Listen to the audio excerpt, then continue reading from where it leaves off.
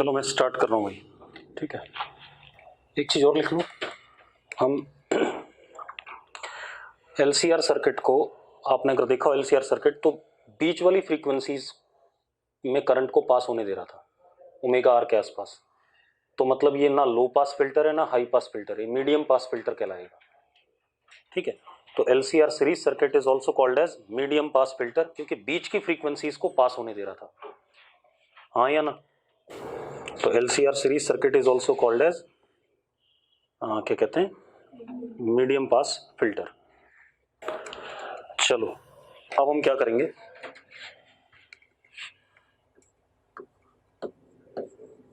Ejector circuit और parallel LCR circuit. Ejector circuit और parallel LCR circuit. Clear है भाई? अब जरा ध्यान से देखो, इसमें पैरेलल में होंगे एल, सी और आर, और उसके अक्रॉस क्या लग जाएगा, एसी सोर्स। ठीक है, तो जरा देख लेते हैं। दिस इज एल,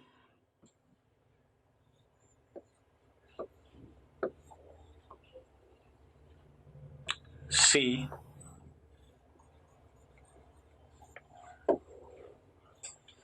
आर,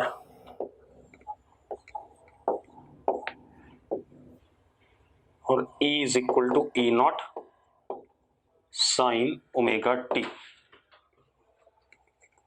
ऐसा कुछ है या नहीं है? अब एक बात बताओ भाई, तीनों पैरेलल में है। अगर तीनों पैरेलल में है तो ऑब्वियस सी बात है, तीनों के अक्रॉस पोटेंशियल डिफरेंस हर इंस्टेंट पे सेम मैग्नीट्यूड का होगा और सेम फेज का होगा। ठीक है, जैसे सीरीज वाले में क्या था, करंट सेम मैग्नीट्यूड और सेम फेज का था, यहां पर क्या होगा, पोटेंशियल डिफरेंस सेम मैग्नीट्यूड और सेम फेज का होगा। तो लिखो जरा, if circuit elements are in parallel, if circuit elements are in parallel, if circuit elements are in parallel, then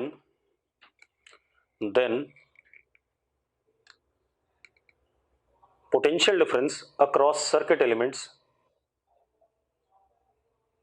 is same in magnitude as well as phase, same in magnitude as well as in phase। ठीक है भाई, clear है इतनी बात? कोई दिक्कत है किसी को? किसी को डाउट हो तो बता दो भाई। अब आप एक चीज देखो, अगर हम बात करें कि यहां पर किसी मोमेंट पे करंट आई है, इंस्टेंटेनियस करंट, तो यहां I R, I C, I L, ऐसा ही कुछ है। हाँ या ना? ठीक है, अब एक बात बताओ, सीरीज में current same magnitude same phase का था, क्या वोल्टेज सबका सेम मैग्नीट्यूड और सेम फेज का था? ऐसा नहीं था भाई, वोल्टेज का फेज भी डिफर कर सकता था, मैग्नीट्यूड भी। ठीक है, यहां पर करंट के साथ यही कहानी होगी, करंट डिफरेंट मैग्नीट्यूड का भी हो सकता है और डिफरेंट फेज का भी हो सकता है। क्लियर है? अरे क्लियर है भाई? ठीक है, तो लिख लो, current over here may have different magnitude as well as different phase में। कई बार अगर दो रेजिस्टेंस हैं, अगर दो पैरेलल में रेजिस्टेंस हैं, तो फेज तो सेम होगा दोनों के क्रॉस। ठीक है, इतनी बात ये ध्यान रखना, तो इसलिए मैंने मे वर्ड यूज करा है। ठीक है, इतनी बात। अब हम फेजर बना लें, क्योंकि हम मैथमेटिकली तो नहीं कर पाएंगे, मैथमेटिकली डिफरेंशियल इक्वेशन बड़ी अजीब सी बनेगी, वो आप सॉल्व नहीं कर पाओगे। तो फेजर अगर हम बनाते हैं, तो हमने बनाया सबसे पहले, यहां पर पहले हम किसका बनाते थे, करंट का बनाते थे। करंट सबका सेम होता था, तो आई नॉट पहले बना देते थे, फिर हम वोल्टेज अक्रॉस डिफरेंट एलिमेंट्स लिखते थे। यहां पर क्या सेम है, वोल्टेज सेम है, तो पहले मैंने क्या बनाया, ई नॉट बना दिया। अब जो रेजिस्टेंस का करंट होता है, वो और वोल्टेज दोनों क्या होते हैं, सेम फेज में होते हैं, तो इसमें आई आर नॉट ऐसे। कोई दिक्कत है इसमें? कोई इशू है भाई? आई आर नॉट ऐसे ही होगा। कैपेसिटेंस का जो करंट होता है वो 90 डिग्री लीड करता है वोल्टेज को, तो कैपेसिटेंस का करंट ऊपर,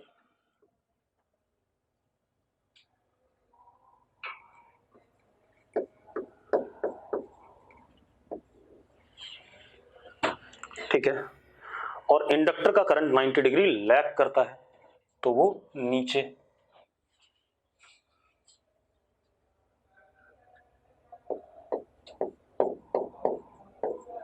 ये आ गया। अब आप एक चीज देखो, अगर मैं आई आर नॉट की बात करूं तो दैट इज मतलब रेजिस्टेंस का peak current, that would be E not upon R, E not upon R पढ़ा है हमने, ठीक है। तो ई नॉट अपॉन आर, अगर मैं कैपेसिटर का करंट करूं तो E not upon X C, and I L not is E not upon X L. इसमें कोई डाउट है किसी को? किसी को डाउट हो तो बता दो भाई, कोई डाउट नहीं है। अब कई बार आई C not I L not से बड़ा होगा, ठीक है, और कई बार क्या होगा, I L naught I C naught से बड़ा होगा। तो दोनों केसेस आएंगे। मैं कोई भी एक केस लेके चलूं कि इंपिडेंस वगैरह में कोई फर्क नहीं पड़ता था, ठीक है, मैं प्लस माइनस पाई लिख लूंगा, ठीक है। अब जरा देखो, तो अगर मैं अब बात करूं तो ये आ गया हमारे पास, suppose I C not minus I L not, तो जो रिजल्टेंट आएगा आई नॉट वो इन दोनों का वेक्टर सम आएगा। This is what I not, और ये एंगल क्या, फाई। यस और नो, कह सकते हैं कि नहीं कह सकते हैं, ठीक है। अब आई नॉट कितना बेटा, I naught is under root I R naught square plus I C not minus I L naught का होल स्क्वायर, या I L naught minus I C naught का होल स्क्वायर, कुछ भी हो सकता है। क्लियर है, कोई दिक्कत है इसमें? अब जरा देखो भाई, I naught is equal to E naught under root 1 upon R square plus 1 upon X C minus 1 upon X L का होल स्क्वायर। ये बन रहा है कि नहीं बन रहा है? बन रहा है भाई, ठीक है, इतनी बात। अब एक चीज देखो भाई,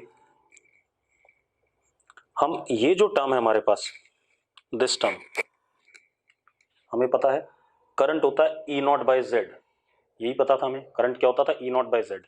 लेकिन यहां पर क्या आ रहा है, ई नॉट इंटू समथिंग आ रहा है, ई नॉट इंटू समथिंग आ रहा है। आप ऐसे देखो, अगर मैं कंपेयर करूं, I naught is E naught by Z, अगर मैं कंपेयर करूं तो 1 अपॉन जेड किसके बराबर आ रहा है, 1 अपॉन जेड आ रहा है इसके बराबर, ठीक है, इतनी बात। तो 1 upon Z is equal to under root 1 upon R square plus 1 upon X C minus 1 upon X L का होल स्क्वायर। ये आ रहा है कि नहीं आ रहा है? 1 अपॉन जेड, जैसे 1 अपॉन आर को हम कहते थे कंडक्टेंस, 1 अपॉन रेजिस्टेंस को क्या कहते थे, कंडक्टेंस। यहां पर 1 upon Z, 1 upon impedance is called as, इसको ए से डिनोट करते हैं, and it is admittance of the circuit.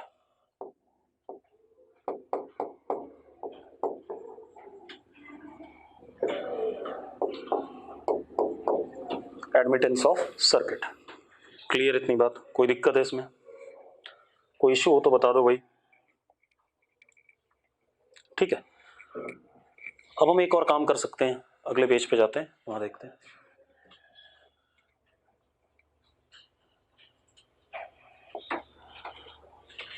अब आई को क्या लिखूंगा, आई नॉट तो मैंने निकाल ही दिया, I naught is E naught into A, लिखा कि नहीं लिखा मैंने, E naught into A admittance, ठीक है, इतनी बात क्लियर है। अब आई को क्या लिख सकते हैं, I is equal to I naught sine omega T plus five. बेटा फाइव नेगेटिव भी हो सकता है if circuit is what, inductive. अगर इंडक्टिव करंट डोमिनेट कर रहा है तो नेगेटिव आएगा फाइव, कैपेसिटिव करंट डोमिनेट कर रहा है तो पॉजिटिव आएगा, वो आपको क्लियर है, ठीक है, इतनी बात। ये हमारे पास आ गया, हमने आई निकाल लिया। अब अगर मैं पावर डेसिपेशन की बात करूं तो power dissipated will be E R M S average I R M S, ठीक है इतनी बात, इनटू कॉस फाई, ठीक है इतनी बात क्लियर है, वो तो सब पता ही है, हमें तो आ जाएगा अपने आप। अब हम ग्राफ की बात कर लें, किसके, हाँ जेड का ग्राफ देख लें, एडमिटेंस का देख लें, एक ही बात है, एडमिटेंस का देख लेते हैं, ठीक है इतनी बात, या सीधे सीधे देख लो, आई किसके बराबर है, आई नॉट किसके बराबर है, E naught under root 1/r² plus 1/xc minus 1/xl का होल स्क्वायर, यही है, इसी का ग्राफ बना लेते हैं, डायरेक्टली बनाते हैं भाई।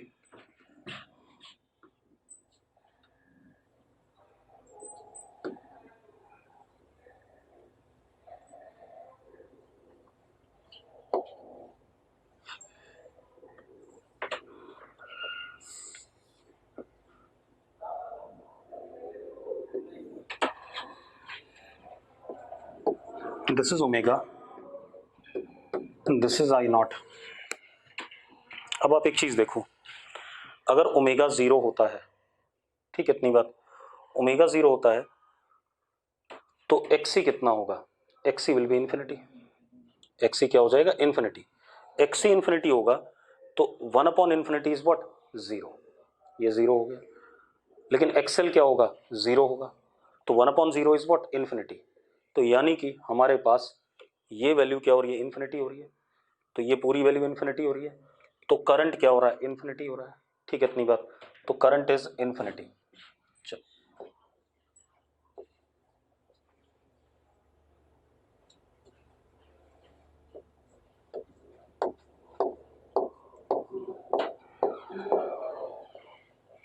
ठीक है, करंट इन्फिनिटी से शुरू होगा, कोई ना कोई ओमेगा की ऐसी वैल्यू आएगी जब ये दोनों बराबर हो जाएंगे, ये दोनों बराबर भी हो सकते हैं, ठीक है, उसको मैंने ओमेगा नॉट लिख दिया, बराबर होने का मतलब ओमेगा नॉट इज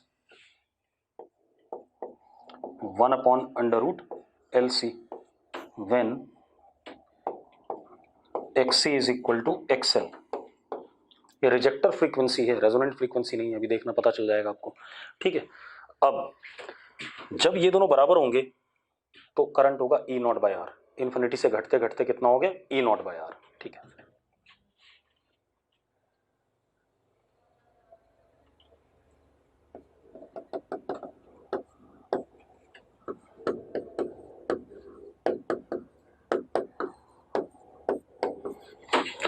ओमेगा की वैल्यू जब ओमेगा नॉट से बढ़ेगी, ठीक है, तो देखो जरा, अगर ओमेगा इन्फिनिटी होता है तो this quantity will be what, 1/0, तो ये इन्फिनिटी हो जाएगा, ये इन्फिनिटी हो जाएगा, सॉरी ओमेगा अगर इन्फिनिटी होता है तो ये क्वांटिटी क्या हो जाएगी, 0 हो जाएगी, और ये क्वांटिटी क्या हो जाएगी, इन्फिनिटी, तो something into infinity current will be what, infinity,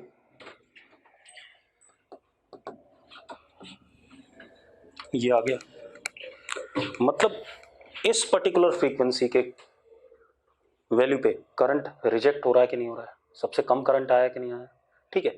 तो हमें कई बार जिन फ्रीक्वेंसीज के करंट नहीं चाहिए होते हैं, हम सर्किट को उस तरीके से क्या करते हैं, ट्यून करते हैं, ताकि उनके करंट को क्या करें, मिनिमाइज, और जिसका चाहिए होता है उसके लिए हम LCR सीरीज लगा देते हैं ताकि उसका करंट क्या हो जाए, मैक्सिमाइज। क्लियर है, तो दोनों सर्किट होते हैं हर जगह, किसी भी रिसीवर में दोनों सर्किट होते हैं, पहले नहीं होते थे, अब दोनों होते हैं, ठीक है इतनी बात, ये कहानी आगे भी क्लियर है। अब एक चीज और लिखो बेटा, हो गया, अब लिखो चोक कॉइल, अब इसको ज्यादा नहीं पढ़ना क्योंकि पैरेलल वाला हमारे पास जेई एडवांस या जेई मेंस या मेडिकल में सवाल जैसा आ सकता है, लेकिन बोर्ड के सिलेबस में कतई नहीं है, ध्यान रखना, ठीक है इतनी बात, बोर्ड में पैरेलल नहीं है, सिर्फ LCR सीरीज है, ठीक। अब क्या कहानी लिखो, चोक coil,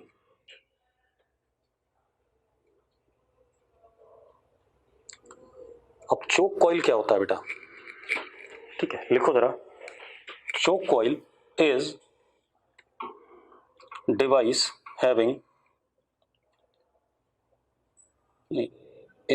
having series RL circuit, choke coil is device having series RL circuit, ठीक है, सीरीज RL सर्किट है, एक चीज और, inductance of this circuit is very very high, inductance of this circuit is very very high. अब आप एक बात बताओ, अगर आप आरएल सर्किट को ध्यान से देखो, जो कॉइल की बात कर रहे हैं, ये एल, ये आर, और इस पे हमने एसी सोर्स लगा दिया।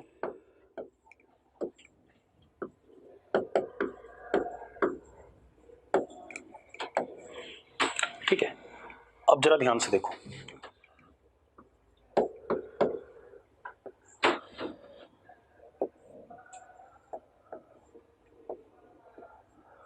ये हमारा आई नॉट, ये हमारा वी आर नॉट, हाँ या ना, ठीक है। इतनी बात। वोल्टेज अक्रॉस इंडक्टर क्या होता था, लीड करता था, लैग करता था? करंट लैग करता है तो वोल्टेज क्या, करंट लैग करता है तो वोल्टेज क्या करेगा, लीड करेगा। तो वोल्टेज अक्रॉस इंडक्टर ऊपर आ गया, वी एल नॉट।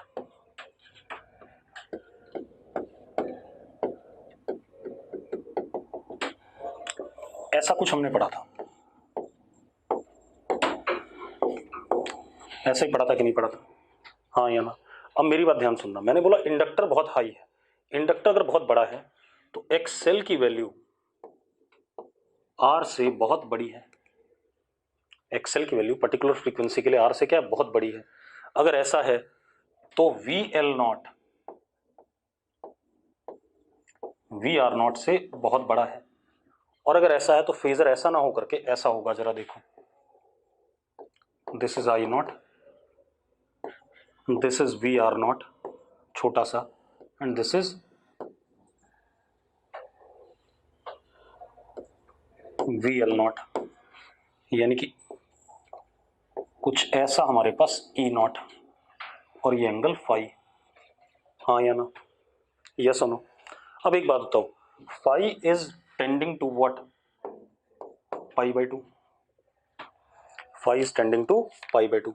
अगर फाई पाई बाई टू को टेंड कर रहा है तो पावर डेसिपेटेड इस सर्किट में क्या हो जाएगी, जीरो हो जाएगी या मिनिमाइज हो जाएगी। तो power dissipation tends to what, zero. तो जहां पर भी हमें इंडक्टर में एनर्जी स्टोर करनी है, ठीक है, इतनी बात, या एसी में हालांकि स्टोर तो नहीं कर सकते, प्रॉब्लम ये है कि स्टोरेज नहीं होगा, लेकिन अगर हम रेजिस्टेंस को बहुत छोटा करें तो रेजिस्टेंस के अक्रॉस पावर का लॉस क्या होगा, मिनिमाइज हो जाएगा। ठीक है, इतनी बात, ये कहानी है।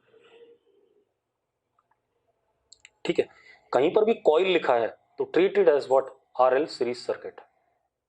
कहीं पर भी कॉइल लिखा है तो treated as what, series RL circuit. ठीक है, अब हम सवाल करेंगे भाई। ठीक है, इतनी बात हमने काफी हद तक कर लिया है, अब हम क्वेश्चन करेंगे।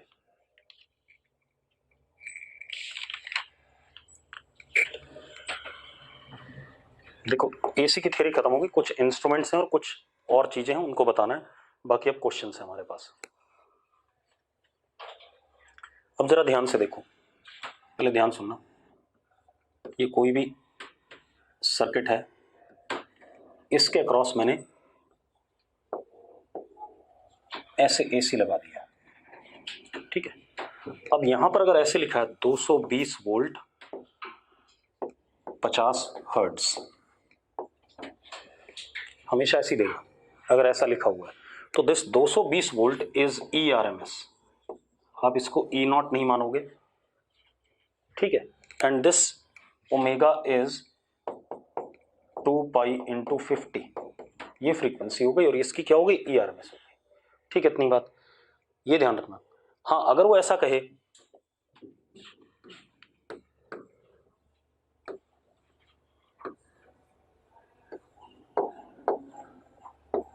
ई naught is equal to 240 and comma 50 hertz, तो अब ठीक है, 240 क्या है, ई नॉट है, लेकिन तब वो स्पेसिफाई करेगा ई नॉट।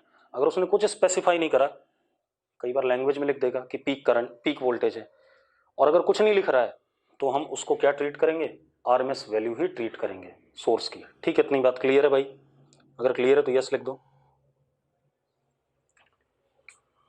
ठीक है, क्योंकि कई बार हम गलती कर देते हैं, हम कुछ भी मानना शुरू कर देते हैं।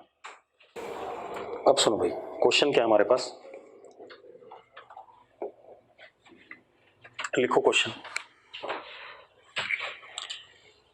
N AC source with angular frequency omega, AC source है, angular frequency omega, connected to series RC circuit.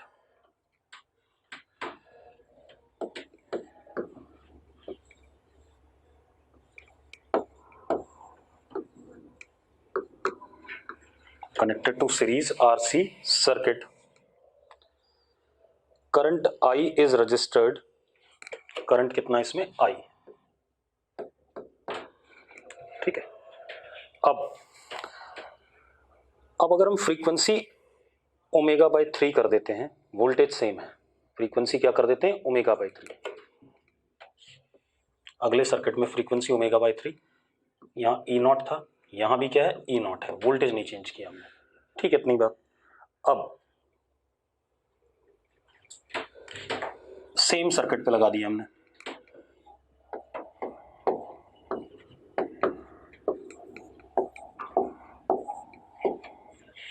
अब वो कह रहा है current is now halved, current कितना हो गया I/2,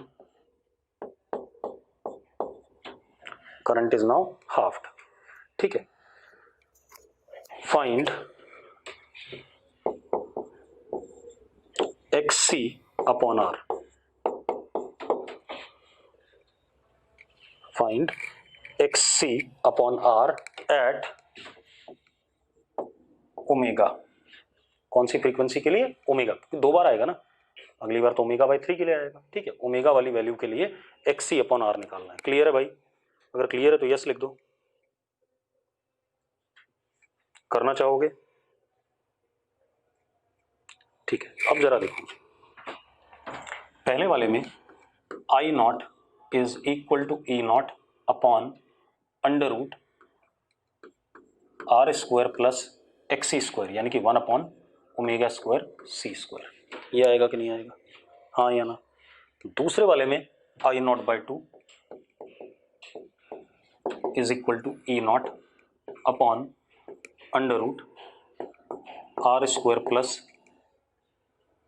ओमेगा बाई 3 हुआ, तो यानी कि 9 upon omega square C square, ये सुनो, ठीक है। अगर मैं I0 की वैल्यू वाली डाल दूं, ठीक है, डाल देते हैं, चलो डाल दो भाई, क्या हो जाएगा, E0 कट जाएगा, 1/2 under root R square plus 1 upon omega square C square is equal to 1 upon under root R square plus 9 by omega square C square, ये आ गया हमारे पास, ठीक है। इक्वेट कर देते हैं स्क्वायर करके, ठीक है, इतनी बात। तो कितना आ गया, मिटा दूं तो डायग्राम मिटा दूं, कितना आ जाएगा बेटा, 4R square plus 4 upon omega square C square is equal to R square plus 9 upon omega square C square, यही आएगा कि नहीं आएगा, ठीक है। कितना हो गया, 3R square is equal to 5 upon omega square C square, 3R square is equal to 5 XC square, पुराना वाला XC है, हाँ या ना। मुझे XC अपॉन R चाहिए, कितना आ गया बेटा,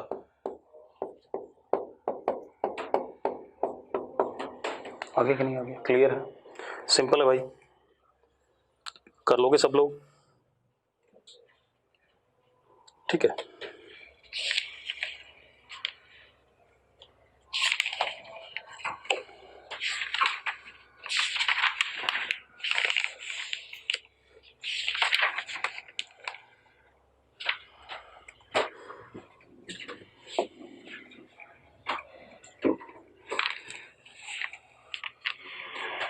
ठीक है, अब जरा देखो हमारे पास क्या है,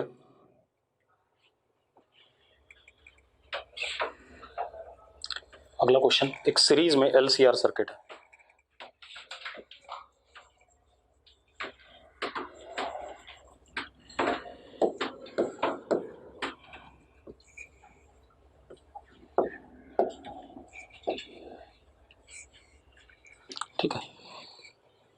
क्या लिखा हुआ है, F is equal to 50 hertz. जो यहाँ वोल्टेज आ रहा है ये वाला रेजिस्टेंस के across, it is 80 volts potential drop, ठीक है। एल के अक्रॉस आ रहा है 40 वोल्ट और सी के अक्रॉस आ रहा है 100 वोल्ट, ठीक है। आपने क्या बताना है, वैल्यू ऑफ वोल्टेज सोर्स, ठीक है, वोल्टेज सोर्स की वैल्यू। अब एक बात बताओ, ये जो वैल्यूज दे रखी है ना, ये इनकी आरएमएस वैल्यूज हैं। जब भी वो देगा तो आरएमएस वैल्यूज देगा, या तो स्पेसिफाई करे कि वी आर नॉट है, वी एल नॉट है, वी सी नॉट है।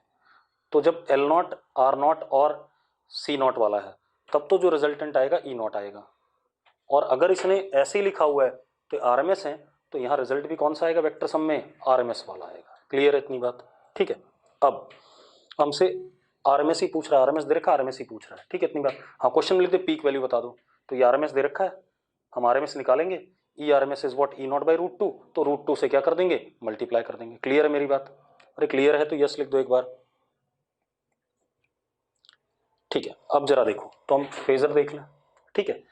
हमें पता है ये आई नॉट हो गया, आई आरएमएस, मैं आरएमएस का ही बना दूं सीधे, क्यों पंगा लूं, ठीक है। ये आ गया V RMS, V R RMS. अब करंट लीड करता है कैपेसिटर से, तो ये आ गया वी सी आरएमएस, और ऊपर आ गया वी एल आरएमएस, ठीक है, इतनी बात। अब जरा देखो, ये कितना है 80, ये कितना 40 और ये कितना 100, तो नेट जो बचा वो क्या बचा हमारे पास, V R RMS that is 80, और इधर आ गया V C RMS minus V L RMS is equal to 60। तो जो रिजल्टेंट आएगा ई आरएमएस दैट इज 100। आगे कि नहीं आ गया? क्लियर है भाई? सिंपल होंगे क्वेश्चन, क्वेश्चन टिपिकल नहीं होंगे, लेकिन आपको ध्यान रखना है बस, ठीक है भाई? अरे क्लियर है तो यस लिख दो एक बार, ठीक है। चलो आगे देखते हैं बेटा। हमारे पास एक सर्किट है, देखो एक मिनट,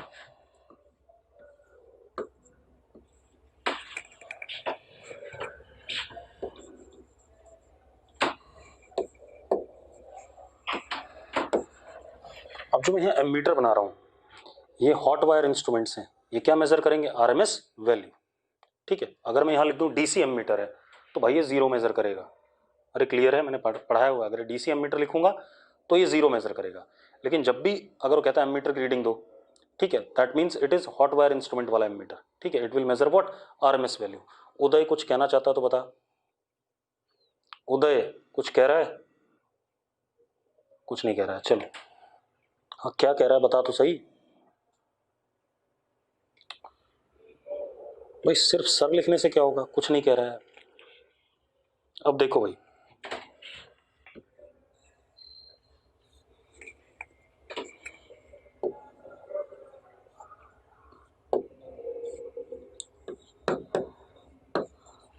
फाइव मिली हेनरी,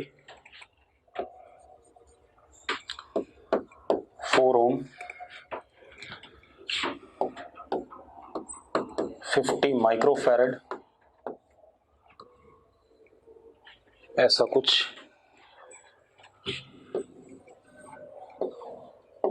ये अगेन ऐसा वोल्ट मीटर है जो आरएमएस वैल्यू मेजर करेगा, ठीक है, इतनी बात ये लगाया हमने। अब जो हमारा ये सोर्स है भाई, यहां पर ये सोर्स है हमारा कितना,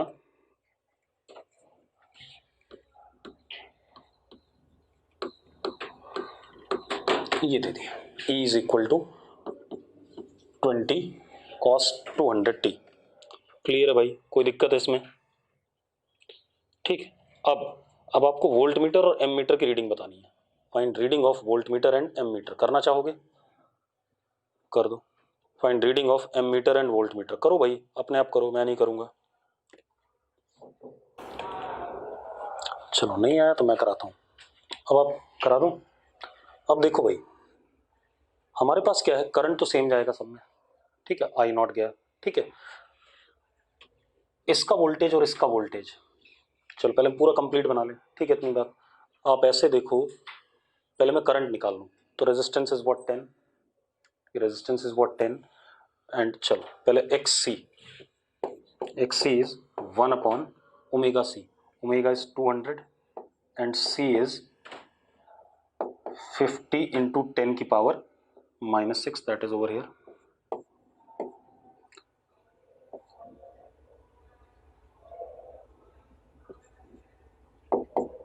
टेन की पावर 2, हाँ या ना, इतना ओम्स आ गया, ठीक है। अब आ जाओ XL, XL is omega into L, 200 into 5 into 10 की पावर -3, तो जरा देखो कितना आ गया, 1 आ गया, तो शायद 1 आ रहा है ना, देखना जरा 1 आ रहा है, अरे 10 इंटू 10 की पावर -1 आ गया, ठीक है। अब जरा देखो, चलो अब हमारे पास ये हो गया I0, ठीक है इतनी बात। VR0 इज I0 इंटू 10, दोनों है I0 इंटू 10 सीरीज में ही है, ठीक है। अब VL0, VL0 is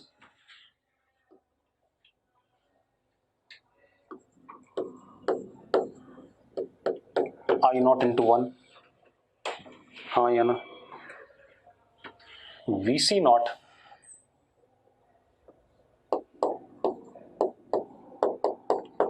I0 into 100, ये आ गया भाई, ठीक है इतनी बात। अब आप एक चीज देखो बेटा, ये I0 इंटू 99 हो जाएगा कि नहीं हो जाएगा, ये इग्नोर कर दूं, इग्नोर नहीं करते हैं, एग्जैक्ट वैल्यू निकाल लेते हैं, ठीक है। तो I0 बाहर अंडर रूट 10 का स्क्वायर प्लस 99 का square is equal to E0, E0 इज व्हाट 20, E0 इज 20, यस और नो, ठीक है। अब I0 आ गया, यहां से कुछ भी आएगा, जो भी आएगा बेटा आपका काम है। I0 is 20 upon under root 10 का स्क्वायर प्लस 99 का स्क्वायर, ये I0 है। मुझे वैल्यू कौन सी बतानी है, RMS, तो अपॉन क्या करूंगा, √2 करूंगा, अपॉन क्या कर दूंगा, √2 कर दूंगा। कोई दिक्कत है इसमें, कोई इशू है किसी को, जल्दी बता दो, ठीक है। अब इतनी बात हो गई, कोई दिक्कत नहीं। अब मुझे वोल्ट मीटर की रीडिंग चाहिए, ठीक है। I0 आ चुका है आपका, आ गया है। अब जरा देखो, ये रेजिस्टेंस यहां पर अब मैं 4 लूंगा ना, क्योंकि मुझे सिर्फ इसके अक्रॉस चाहिए, इतने डब्बे के अक्रॉस, ठीक है। I0 की वैल्यू पता ही है आपको, ठीक है इतनी बात। I0 यहां से निकाल लिया हमने। अब क्या होगा, वोल्ट मीटर की रीडिंग होगी V is equal to I0 under root 4 का स्क्वायर प्लस 99 का स्क्वायर, ये हमारा V आ गया इसके अक्रॉस, लेकिन कौन सा आया, पीक वाला आया, तो अपॉन क्या करोगे, √2 करोगे। क्लियर इतनी बात, कोई दिक्कत है भाई, वो तो वहीं पे मत छोड़ देना, क्योंकि ऑप्शन में वो भी होगा, ठीक है इतनी बात। अरे क्लियर है सबको, V की वैल्यू आने के बाद आप उसको बाय √2 जरूर करेंगे। अरे क्लियर है तो यस लिख दो यार, लिखो जरा क्वेश्चन, लिखो करंट 4 एम्पियर, करंट 4 एम्पियर, चलो लिखो current 4 ampere flows in the coil, current 4 ampere flows in the coil when connected to 12 volt DC source, when connected to 12 volt DC source, ठीक है भाई। एक कॉइल है, उसको डीसी सोर्स 12 वोल्ट से connect करा, और उसमें करंट कितना फ्लो कर रहा है, 4 ampere. Current 4 ampere flows in the coil when it is connected to 12 volt DC source. अब लिखो जरा, if same coil is connected to, if same coil is connected to 132 volt 50 hertz source. जब same coil इस source से connected है, ठीक है, current is 2.4 ampere in the coil, current is 2.4 ampere in the coil, ठीक है। Find inductance of the coil,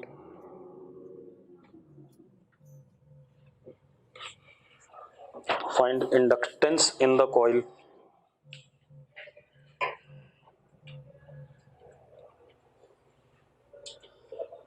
करना चाहोगे? सिंपल है, देखो पहला था डीसी सोर्स से कनेक्ट करा, कॉइल वर्ड मतलब आर और एल, मैंने अभी बताया आपको।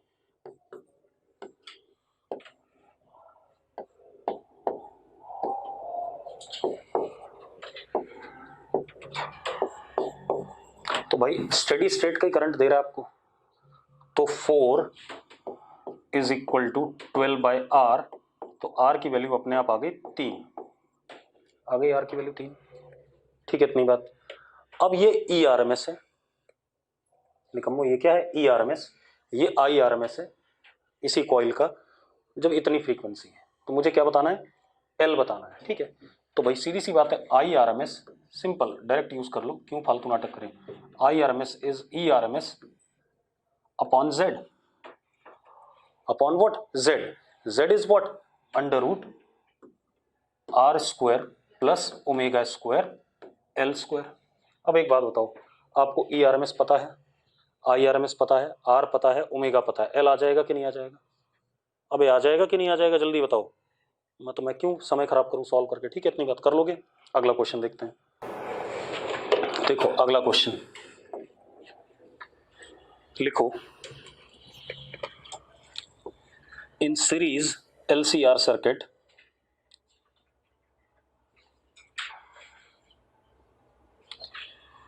in series LCR circuit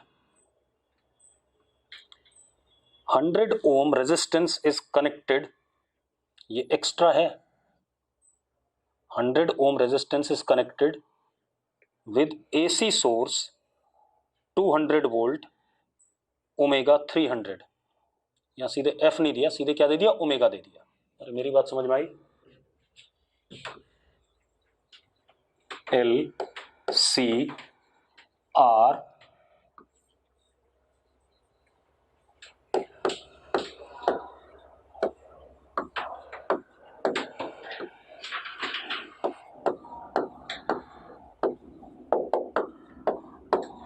radian पर सेकेंड, ठीक है, इतनी बात, ये दे दिया,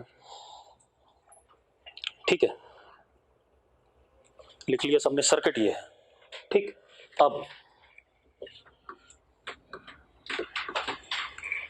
अब लिखो जरा, when only capacitance is removed, when only capacitance is removed, when only capacitance is removed,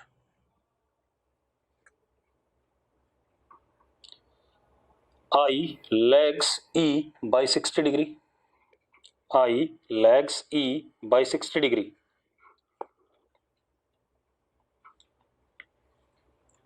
जब सिर्फ कैपेसिटेंस रिमूव करा तो आई लैग कर रहा है ई से 60 डिग्री से। When only inductance is removed, when only inductance is removed,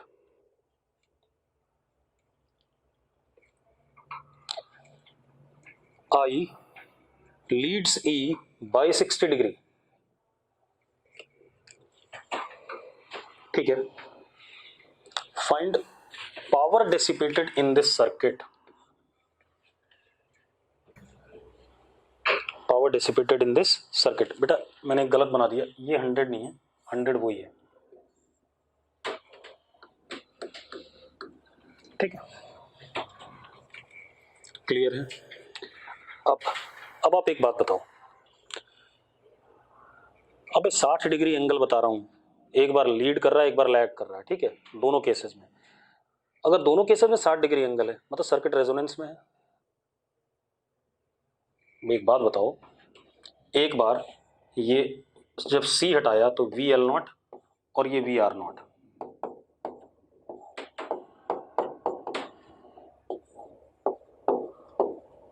ये 60 है, और दूसरी बार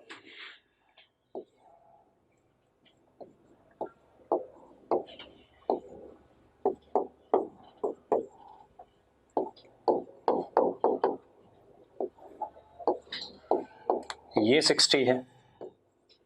एक बात बताओ, ये तभी पॉसिबल है जब ये, क्योंकि वी आर नॉट तो फिक्स है दोनों में, जब ये चीज और ये चीज क्या होंगे, बराबर होंगे।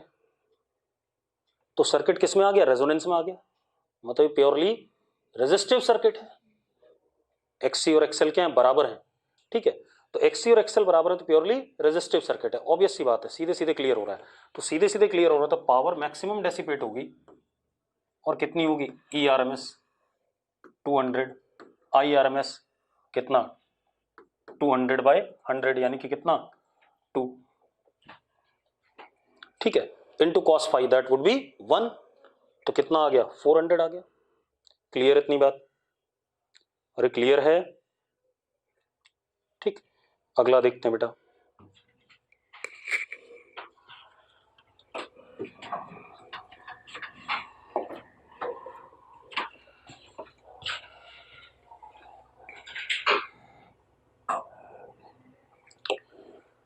अगला देखो बेटा,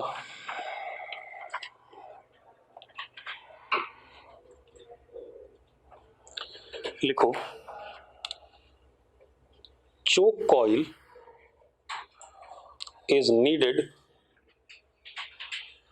choke coil is needed to operate an arc lamp, choke coil is needed to operate an arc lamp, ठीक है, at 160 वोल्ट 50 हर्ट्ज। इतना एसी सोर्स लगाने पर आर्क लैंप को ऑपरेट करा रहा है कौन, चोक कॉइल, ठीक है। इतनी बात लिखो, arc lamp has an effective resistance of 5 ओम, मतलब कॉइल की रेजिस्टेंस कितनी है 5 ओम, ठीक है। Arc lamp has an effective resistance of 5 ohm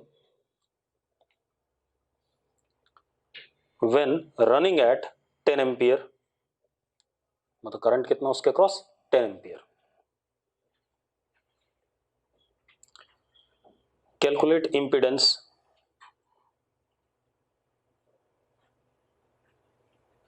ठीक है, कैलकुलेट इंपिडेंस तो आ जाएगा भाई, सिंपल है तो, ठीक है। आपको क्या कहते हैं, करंट पता है, वोल्टेज पता है, √R² प्लस, मतलब सीधे सीधे आ गया। इंपिडेंस तो कितनी आ गई 160/10, 16 आ गई। अगर आपको L निकालना है, ठीक है, तो 16 को क्या लिखोगे, √R² प्लस XL², ठीक है। R16 is equal to √R² plus XL², 16 का स्क्वायर कितना 256, R² मतलब 25, 256 माइनस 25 का under root will give you what, omega into L, वहां से L आ जाएगा कि नहीं आ जाएगा, ठीक है, तो L भी आ जाएगा। अब अगली चीज लिखो, मतलब इंडक्टेंस अगर निकालना हो L आ गया। अगला क्या है इसी में, if same arc lamp is operated at 160 volt DC supply,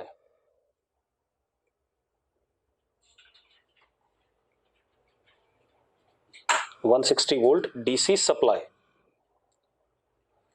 then what additional resistance will be added in the circuit? अब एक बात बताओ, वोल्टेज तो 160 है और रेजिस्टेंस कितनी है 5, तो 160/5 कितना आएगा 32 आएगा। लेकिन 32 पे तो फूक जाएगा, करंट कितना चाहिए था 10, इंडक्टर का तो काम ही खत्म हो गया ना, डीसी है, तो स्टेडी स्टेट में सारा का सारा करंट ही फ्लो करेगा, E/R आएगा। तो अब हम क्या करेंगे, 160/5 plus R is equal to what 10। अरे बात क्लियर है कि नहीं है जो मैं कह रहा हूं, क्योंकि करंट कितना होना चाहिए 10 होना चाहिए, तो 160/5 plus R is equal to 10 करेंगे, R की वैल्यू आ जाएगी जो भी आनी होगी, आ जाएगी नहीं आ जाएगी 11 आ जाएगी, ठीक है। इतनी बात कर लोगे। अब मैं थोड़ा सा अलग बात करूंगा, थोड़ी सी कुछ चीजें और पढ़ाऊंगा, ठीक है, सवाल से अलावा कुछ बातें करेंगे, ठीक है। मैंने एडी करंट आपको पढ़ा दिया है, ठीक है, अब सबसे पहले लिखो एसी जनरेटर और डायनामो, बोर्ड के लिए 5 नंबर का सवाल। ठीक है, एसी जनरेटर और डायनामो। आयुष कह रहा पिछले सवाल की इंपीडेंस बता दो। 160/10 कितना हो गया? 16 आ गया। पिछले सवाल की तो इंपीडेंस ही है। अब एसी जनरेटर और डायनामो। ठीक है भाई, 5 नंबर के लिए बोर्ड पे आना है तो जैसा मैं कहूंगा वैसा ही लिखना है। ठीक है, इतनी बात। सबसे पहले लिखो it is used to convert. Aryan कह रहा है एसी फ्लो कैसे करता है? चैप्टर के शुरू में बताया था मैंने शायद, हाँ या ना? चैप्टर जब मैंने स्टार्ट कराया था पहले लेक्चर में यही बात डिस्कस करी थी, बाकी कुछ करा ही नहीं था। थोड़ा आराम से पढ़ाकर कोई बात नहीं, 2-4 दिन बाद पढ़ना। ठीक है, अब लिखो एसी जनरेटर और डायनामो क्या होता है? It is use to convert mechanical energy into electrical energy. It is use to convert mechanical energy into electrical energy. ठीक है, आपने देखा होगा साइकिल में ना लाइट लगा देते हैं लोग, लगती है तो जितनी तेज हम पैडल मारते हैं उतनी ज्यादा ब्राइटनेस होती है लाइट की। मतलब जितनी ज्यादा मैकेनिकल एनर्जी यूज करेंगे उतना ही ज्यादा क्या होता है? लाइट जलती है। सेम पुरानी वाली बाइक में भी थी। मतलब अगर आप पुरानी बाइक्स देखो, अब तो बैटरी पावर्ड बाइक, मतलब जो उनकी हेडलाइट्स हैं वो बैटरी पावर्ड है। पहले बैटरी पावर्ड नहीं थी, जितनी रेस होती थी उतनी ज़्यादा क्या होता था? बल्ब ज़्यादा तेज जलता था। अगर आपकी रेस कम है, मतलब स्पीड कम है, तो बल्ब क्या करता था? डिम जलता था। ठीक है, तो उसी चीज़ को करने वाले हैं। उदय कह रहा कार्स में भी, कार में नहीं होता वैसे, कार की लाइट बैटरी से होती है, अब सारी बैटरी से होने लगी है। ठीक है, पहले होता था ये खेल, अब नहीं होता है। तो मैंने क्या कहा? It is use to convert mechanical energy into electrical energy. ठीक है, कैसे? ठीक है, प्रिंसिपल लिखो।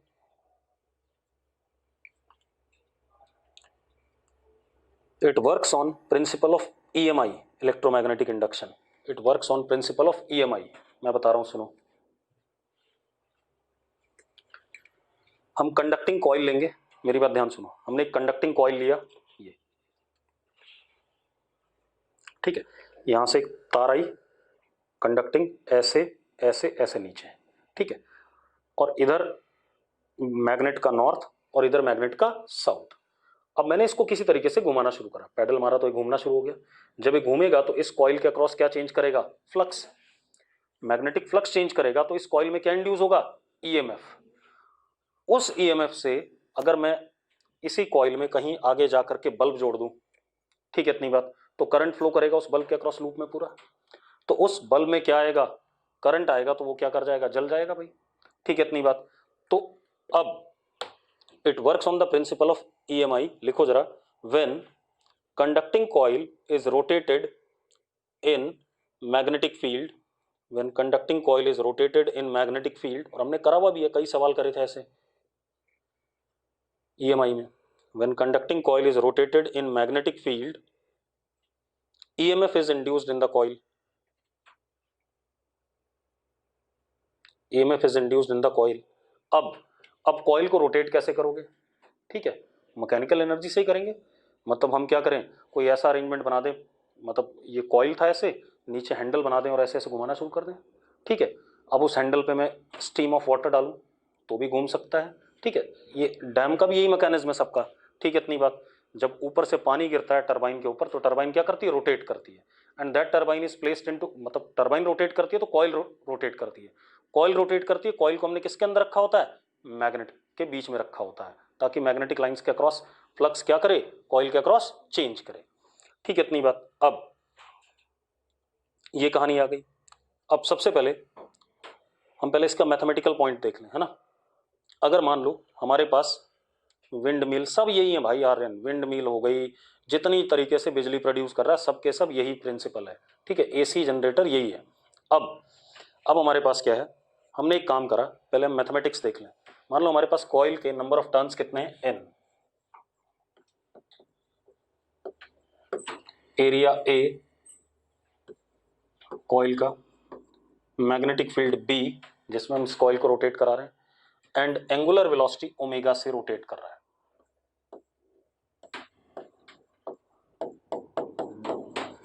ठीक है, तो किसी भी मोमेंट पे मान लो ऐसा था, ठीक है, बी ऐसे, एरिया से, तो फ्लक्स तो क्या हो गया, जीरो हो गया। लेकिन अगले ही मोमेंट पे बी तो ऐसे ही रहेगा, लेकिन एरिया क्या करेगा, ऐसे हो जाएगा कि नहीं हो जाएगा। तो इनके बीच में एंगल हम मान लें कितना हो गया, ओमेगा टी हो गया।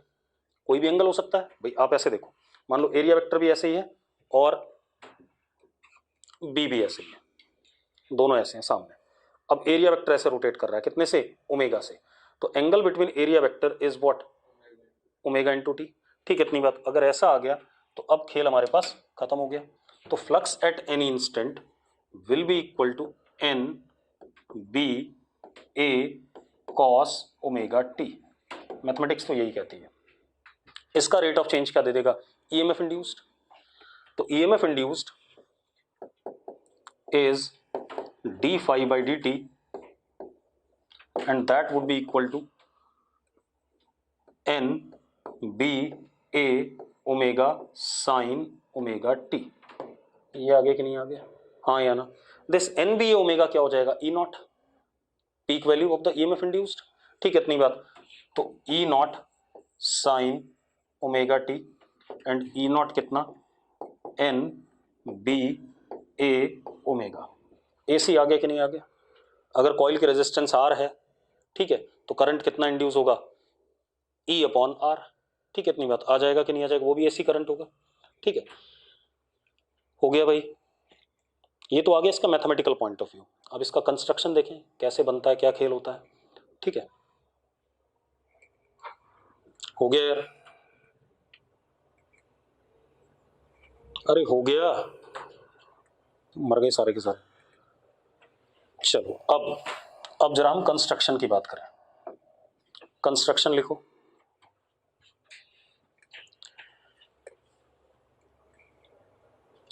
ठीक है, पहला पॉइंट लिखो, आर्मेचर कॉइल। आर्मेचर कॉइल, जो मैं कॉइल, कंडक्टिंग कॉइल की बात कर रहा था, उसको हम क्या कहते हैं, आर्मेचर कॉइल कहते हैं। ठीक है, इतनी बात। ये क्या होता है, large number of turns, large number of turns of insulated copper wire,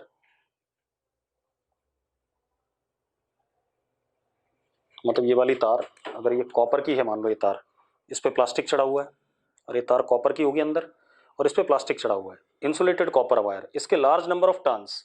ठीक है, इतनी बात। वुंडेड ओवर आयरन कोर, मतलब ये मैंने एक कोर ले लिया, इसके ऊपर खूब सारे लार्ज नंबर ऑफ क्या लपेट दिए, कॉपर की वायर लपेट दी। ठीक है, तो मैंने क्या कहा, consist of large number of turns of insulated copper wire wounded over iron core. ठीक है, इतनी बात। आयरन कोर क्यों लिया, हर चीज का कुछ ना कुछ लॉजिक है, ताकि मैग्नेटिक फील्ड ज्यादा पास करे कॉइल के अक्रॉस। भाई आयरन क्या फेरोमैग्नेटिक हो गया, तो मैग्नेटिक लाइंस को अपनी तरफ खींचेगा, तो ज्यादा मैग्नेटिक फील्ड पास करेगी उसके अक्रॉस। ठीक है, इतनी बात क्लियर है, अरे क्लियर है भाई। ठीक, अब दूसरा इसमें क्या चाहिए होता है, strong permanent magnets with cylindrical और स्फेरिकल पोल्स, विद सिलेंड्रिकल और स्फेरिकल पोल्स, ताकि बी का डायरेक्शन क्या रहे, हमेशा सेम रहे। ठीक है, स्ट्रॉन्ग परमानेंट मैग्नेट्स, अच्छा ऐसा लिख लो, strong permanent magnet for small generator, क्योंकि परमानेंट मैग्नेट मिलता नहीं है जल्दी। ठीक है, तो अगर हमें बड़ा जनरेटर बनाना है तो हमें इलेक्ट्रोमैग्नेट ही यूज करने पड़ेंगे, बार बार उसे मैग्नेटाइज, और वो अपने आप फिर थोड़ी देर बाद डीमैग्नेटाइज हो जाएगा, फिर मैग्नेटाइज करना पड़ेगा। तो strong permanent magnet for small generator and for large generator electromagnets with cylindrical poles, with cylindrical poles. ठीक है, तीसरा स्लिप रिंग्स, स्लिप रिंग्स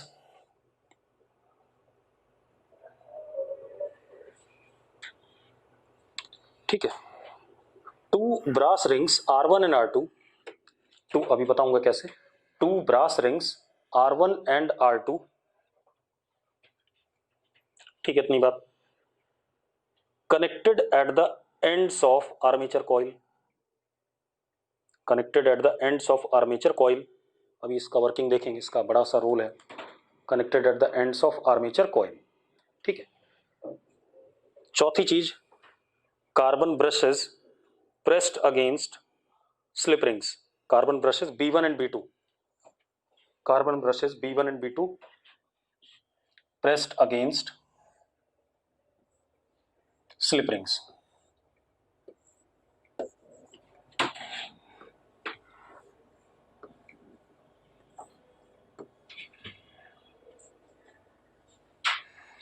देखो ये मैग्नेट हो गए हमारे नॉर्थ और साउथ, ठीक है, बीच में एक कॉइल हो गई हमारे पास, आर्मेचर कॉइल,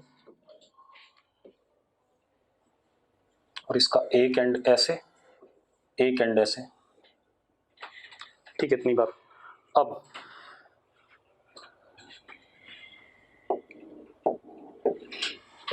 यहां स्लिप रिंग,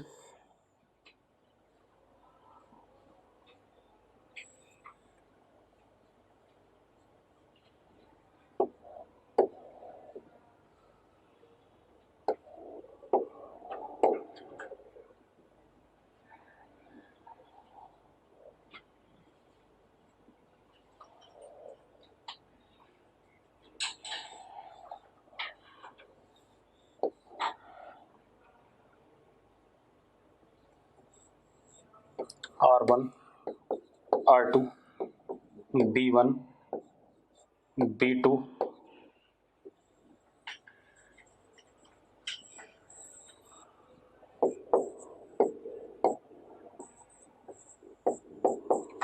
आउटपुट इसके पास, ठीक है, इतनी बात। अब जरा ध्यान से देखो,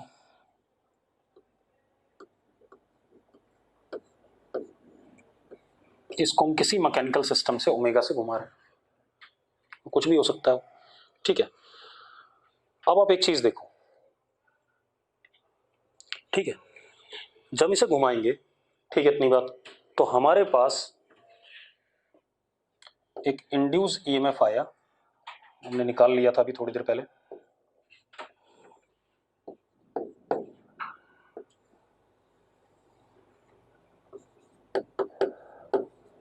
ये आया कि नहीं आया, हाँ या ना, अरे यस और नो, ठीक है, ये आउटपुट यही आया, क्योंकि जो इंड्यूस यहाँ आएगा एक ही रेजिस्टेंस है, उसी को लिया हमने। अब खेल क्या है, क्योंकि अगर हम स्लिप रिंग नहीं यूज करेंगे तो डायरेक्शन ऑल्टर नहीं हो पाएगी। होता क्या है, पहले मान लो ये हाई है, ठीक है, इतनी बात, ये हाई है तो ऐसे घूमा, ठीक है, लेकिन फिर ये एक दूसरे को क्या करेंगी, ओवरलैप करने लगेंगी। तो लिखो जरा, लिखो, स्लिप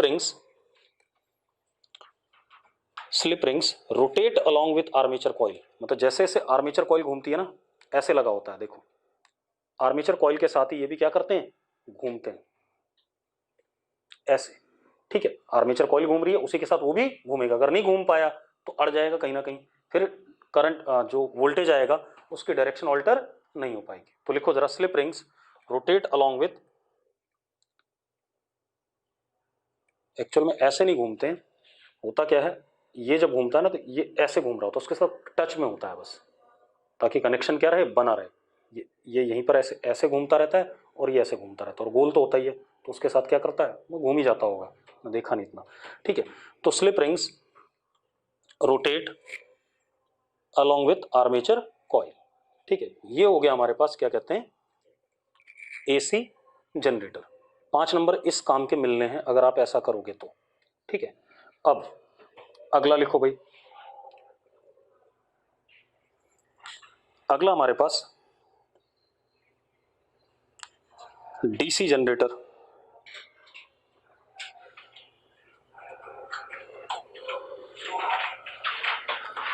डीसी जनरेटर,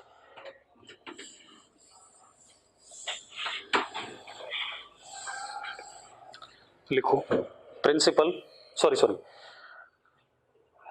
देखो ये भी सेम काम करता है, मैकेनिकल एनर्जी को इसमें कन्वर्ट करता है इलेक्ट्रिकल में, प्रिंसिपल भी इसका सेम, ठीक है, इतनी बात। और मैथमेटिकल वर्किंग भी सेम, लेकिन जो मैथमेटिकल वर्किंग में ई इंड्यूस आता है that is mod of E naught sine omega T. Mod of sine omega T मतलब डायरेक्शन नहीं बदल पा रहा है। अगर मैं इसका ग्राफ बनाऊं ई का,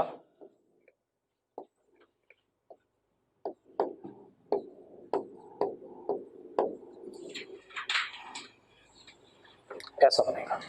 अब क्यों नहीं बदल पा रहा है वो बात करते हैं, ठीक है। तो this is what DC generator, बाकी सारी चीजें सेम। अभी बात करते हैं क्यों नहीं बदल पा रहा है। अब कंस्ट्रक्शन लिखो,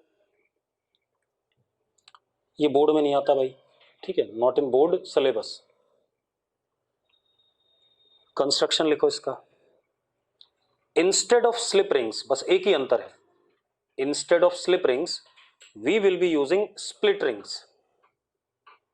we will be using split rings, बता रहा हूं कैसे। Instead of slip rings we will be using split rings S1 S2, ये B2, ये B1,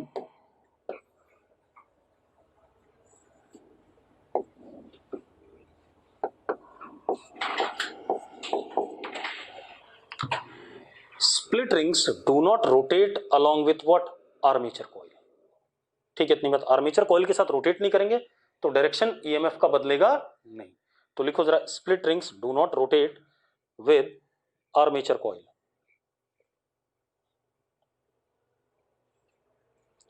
ठीक है, ये हो गया भाई।